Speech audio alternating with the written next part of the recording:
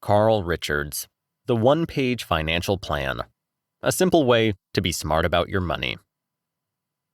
Even if you're not a dollar-crazed investor or a gambler, you probably think about money a lot more than you'd like to admit. There's the rent to pay, the kids to feed, and suddenly your car needs an expensive repair. And at the end of the month, there's nothing left over for you to do the things you want to do. What is required is a financial plan tailored to your life and needs. 1. First, you have to discover why money is important to you. The foundation of every successful financial plan is the answer to a simple question: why is money really important for me? Take a moment and think about this question before listening on, and write down your answer at the top of a piece of paper. You'll need it later. Asking why money is important to you helps you define what you value, which in turn will help you develop a financial plan that fits your individual needs. As an example, think about the last time you went to the doctor. Your doctor doesn't give every patient the same medication. They first need to ask what's wrong in order to determine a fitting treatment. The same goes for financial plans. Knowing why you value money will aid in the examination of your financial situation. Only then can you develop a treatment that will work for you. Someone who wants to save money to travel the world and someone who wants to have a secured pension will likely have financial plans that look totally different. Whereas one might want to invest in an RV, the other might want to invest in a good pension fund. Knowing why you value money also helps you assess whether the way you spend your time reflects your values. Imagine that you value money because it gives you the financial freedom to spend more time with your family. Now imagine that you run an independent business and spend all weekend on Twitter trying to increase your followers to grow your personal brand. You spend so much time on Twitter that you interrupt dinnertime conversations with your family to reply to tweets and check your followers. Are you really living according to your values? Now that you've determined why money is important to you, it's time to formulate some goals to guide your financial future. 2. Set your goals and fine-tune to reach them. Think back 20 years. Would you ever have predicted that free apps like Skype or WhatsApp would cause your phone bills to plummet? The future is unpredictable. Your financial plan, and the goals that support it, should be flexible enough to cope with this unpredictability. The first step in developing your goals is accepting that it's not always possible to predict the future. You can think of financial planning like planning your vacation. Even though you set some goals, like places to see or things to do, you should leave some room for the unexpected. For example, you can't enjoy a bike ride and a picnic if there's a storm outside, so why not alter your plan and visit a museum instead? It's the same with financial planning.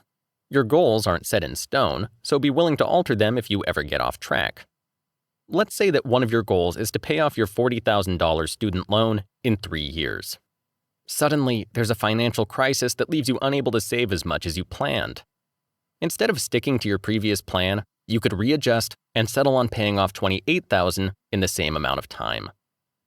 Once you've come to terms with the fact that the future is unpredictable, it's time to start writing down some goals. But what should your goals be? Imagine this was your response to the question of why money is important to you. Because it will help me give my kids the best opportunities and keep them safe. So some of your goals might be things like, in 2 years, I want to have set aside enough money to co-finance my son's studies. Next year, I'd like to send my daughter on a 3-month foreign exchange trip. I want to set up some emergency funds in case my kids don't find a job right out of college. But no matter what your goals are, remember, you can always adapt them as your situation changes. 3. Assess your current financial situation by making a simple balance sheet. Your values and goals serve as your guide no matter where you want to be financially. However, before you can actually make any decisions about where to take action, you first have to understand your current situation. Having a clear understanding of your assets and liabilities will help you take the necessary steps to reach your goals. But imagine that you don't know or don't want to know your exact financial situation. Without this information, how can you possibly know what you need to do to get where you want to be? To get a clearer picture of your current financial situation, make a simple balance sheet. Draw a T shape on a piece of paper, putting your assets, such as your savings and investments, on the left side of the T, and on the right side of the T, your liabilities, such as your mortgage and debts. Simply subtract your liabilities from your assets to figure out your net worth. Write that number above the T. Once everything has been laid out on the table, you'll have a clear view of where you stand and can determine your first steps. For example, if you realize that you owe $5,000 in student loans, your first action might be to make a plan to pay them off. Aside from being helpful in determining next steps, understanding your financial situation can relieve your financial anxiety and make it possible to take action. Imagine not being able to pay your mortgage and hesitating to call your creditors for weeks. But once you finally call them, you discover how much you owe and are able to make a reasonable plan about how to move forward. Or you might realize that you still owe lots of money on a car you hardly ever use. Selling it could help you inch closer to freedom from debt. 4. Track what you spend by using budgeting. In essence, budgeting is about taking a good look at how you spend your money and making adjustments in order to achieve your financial goals.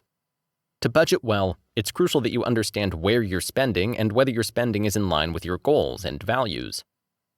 Many of us think that budgeting and tracking expenses is tedious and boring, more like a punishment for those who lack discipline than a tool of the financially successful.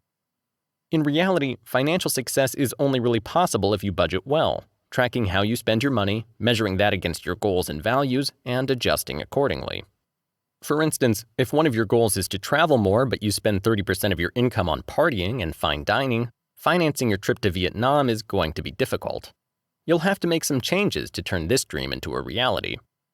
Begin by making a list of your fixed monthly expenses, looking for places to cut or shift costs. Try looking at it as a game or challenge. Try to make a conscious effort to spend less money. Instead of using public transport, take your bike to work. Instead of eating out for lunch, pack sandwiches. Instead of going to the movies, take a walk through your neighborhood and discover places you've never paid attention to before. Once every 2 months, add up how many days you were successful. Another challenge you could try is to make as few transactions as possible in a week. If you have a spouse or partner, you can even compete against each other. If your vice is impulse buying books on Amazon, then next time you fill your virtual cart, leave it for a few days and then check if you really want those books after all. Not only are these challenges fun, they also help you to realign your spending habits and make clear which things you really need to spend your money on and which things are superfluous. 5. Save as much as you can and view paying off debts as a form of investment.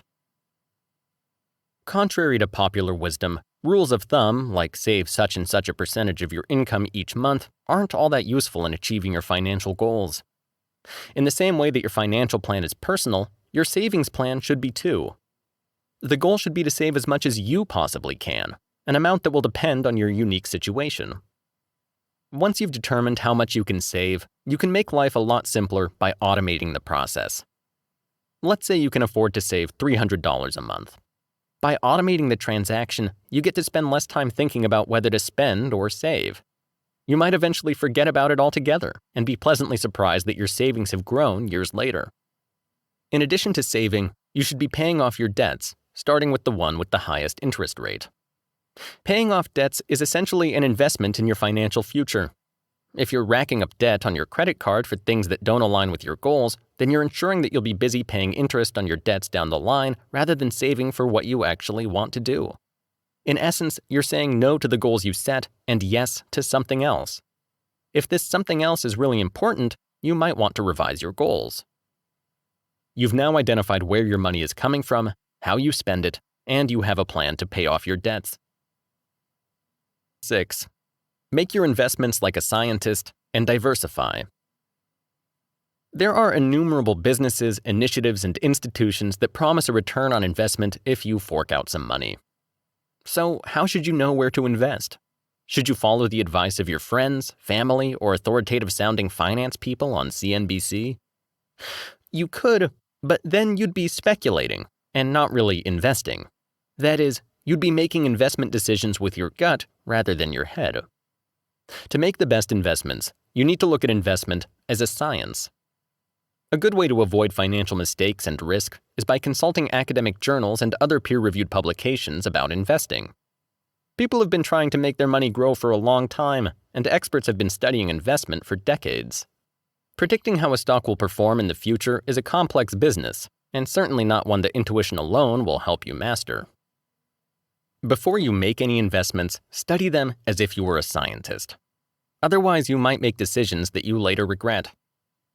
In addition to treating investment like a science, it's important to mitigate risk by diversifying your portfolio or spreading it over many different types of stocks.